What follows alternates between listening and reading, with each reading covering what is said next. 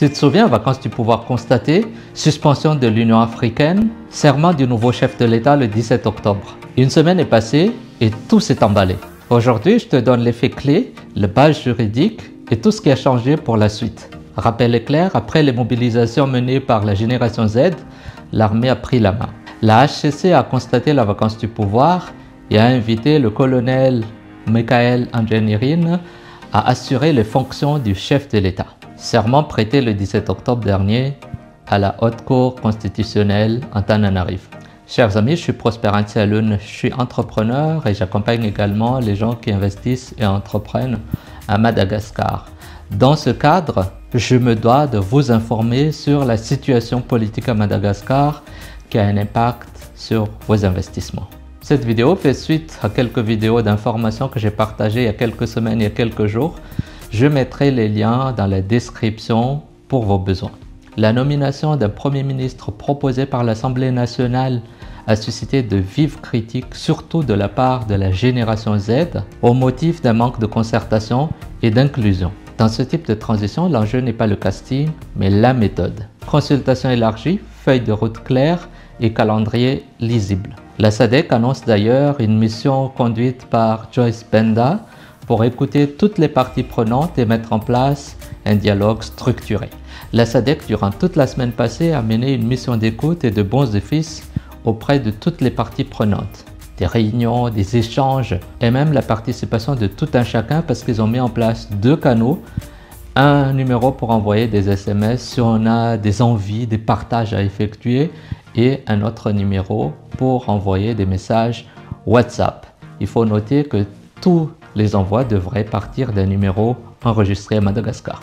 Si on en croit à tous les éléments qui peuvent être retrouvés sur le site web de la SADC, l'objectif est de pouvoir mettre en place une transition inclusive.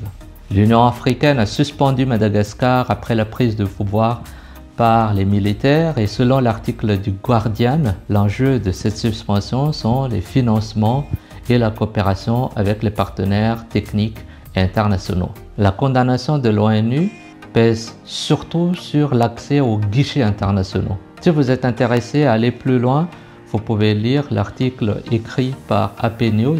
Je trouve que c'est très détaillé. Diplomatiquement, la fenêtre de 18 à 24 mois de transition devra montrer calendrier, garantie électorale et réforme pour espérer lever les mesures et rétablir la confiance des bailleurs.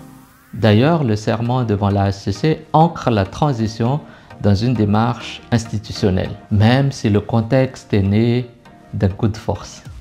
Ce geste vise à réduire le risque d'isolement international et à stabiliser l'appareil d'État en attendant les réformes annoncées. Un décret signé le 24 octobre 2025 par le Premier ministre Salam Radzonarville annonce la perte de la nationalité malgache pour André Radzwil au fondement de l'article 42 du Code de la nationalité. Quand je suis parti en France, quand je me suis retiré de la vie politique, mes enfants poursuivaient leurs études en France. À ce moment-là, pour faciliter justement leur installation en France, bien évidemment, j'ai demandé la naturalisation par filiation. Pour qui les parents, des parents qui ne peuvent pas faire des sacrifices et qui ne feront pas tout pour l'avenir de ces enfants. Moi, je l'ai fait. Perd la nationalité malgache, le malgache majeur qui acquiert volontairement une nationalité étrangère. Les médias rappellent sa naturalisation française en 2014 comme fait générateur. Pour vérification de la base légale, voie ordonnance 060-064.